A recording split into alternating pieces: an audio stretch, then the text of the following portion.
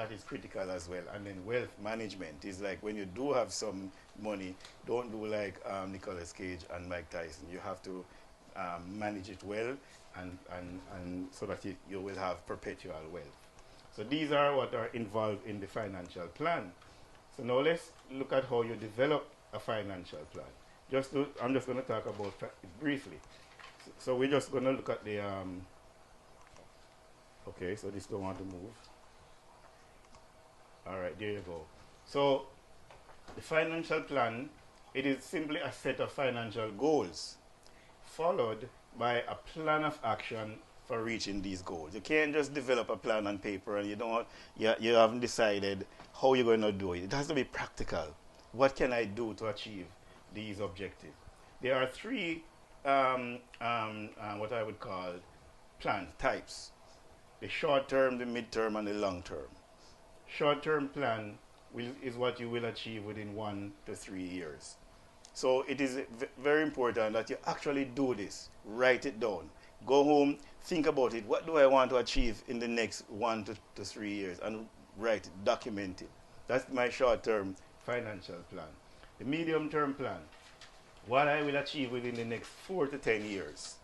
Okay, that's my medium-term plan. And my long-term plan is what I want to achieve within 10 years and beyond. And I know sometimes when we are, on a day-to-day basis, we're just dealing with the challenges that life gives us.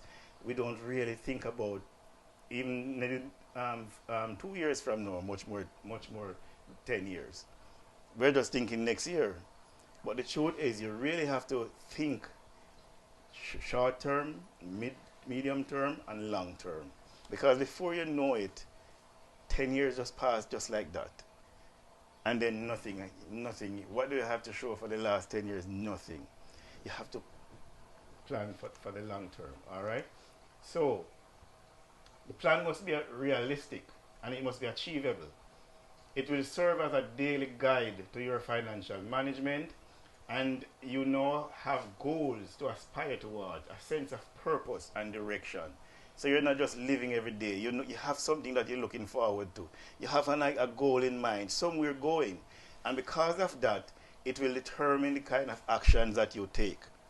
Just like if you're going somewhere and you're driving to Ottawa, that is your plan. You're not going to be just diverted and to take off route and go somewhere that is going to throw you off. You have in mind where you're going. So you keep the plan, keep in focus, and when certain ideas may come to you, you may recognize that these will not fit within my plan. I can't do those.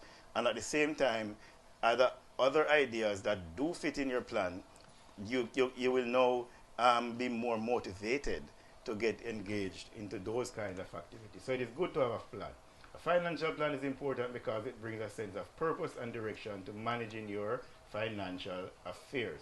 So here is one of the big ones now. Budget. This is a no-no for a lot of people. Develop a budget. Everybody said, oh, I don't want to do a budget. The budget is going to say, oh, I can't do this, I can't do that, and I don't want to be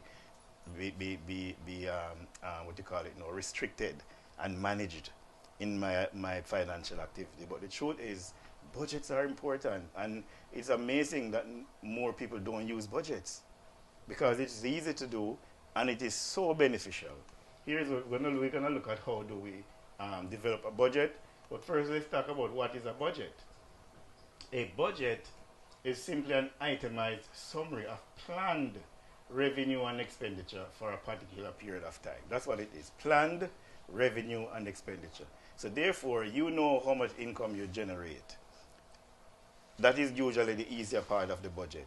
A harder part is to figure out what you need to spend, how are you spending, where is my spending, where is my money going.